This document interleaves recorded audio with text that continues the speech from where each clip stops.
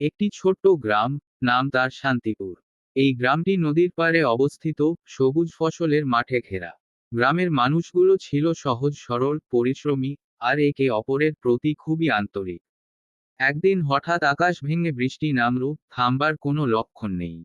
দিন কেটে যায়, রাত কেটে যায়, কিন্তু বৃষ্টি থামে না। নদীর পানি ধীরে ধীরে বাড়তে থাকে এবং একসময় নদীবাঁধ ভেঙে গ্রামটিকে গ্রাস করে ফেলে।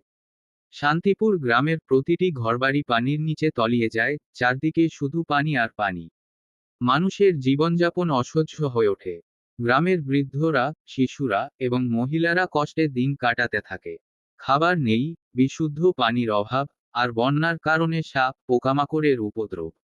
গ্রামবাসী হতাশায় ভেঙে পড়ছিল। কিন্তু গ্রামের যুবকরা তখনই উদ্যোগ নিল। তারা নিজেদের মধ্যে পরামর্শ করে সিদ্ধান্ত নিল যে তারা কোনোভাবেই গ্রামের মানুষকে এভাবে বিপদে ফেলতে পারে না। প্রথমে তারা সবাই মিলে একটি ছোট্ট কাঠের নৌকা বানালো। এরপর সেই নৌকায় করে গ্রামের প্রতিটি ঘরে ঘরে গিয়ে বয়স্কদের, মহিলাদের এবং শিশুদের নিরাপদ জায়গায় নিয়ে যেতে শুরু করলো।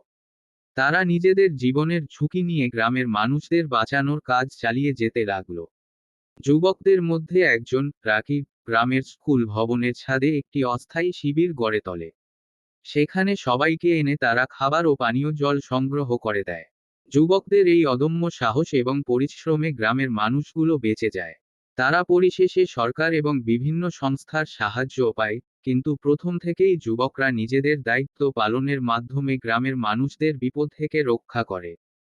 বন্যা শেষে গ্রামে ফিরে সবাই যুবকদের প্রশংসা করে।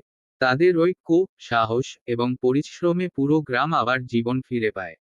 শান্তিপুর গ্রামের প্রতিটি মানুষ তখন থেকে বিশ্বাস করে, প্রকৃত বিপদে ঐক্য এবং সাহসী মানুষকে রক্ষা করতে পারে।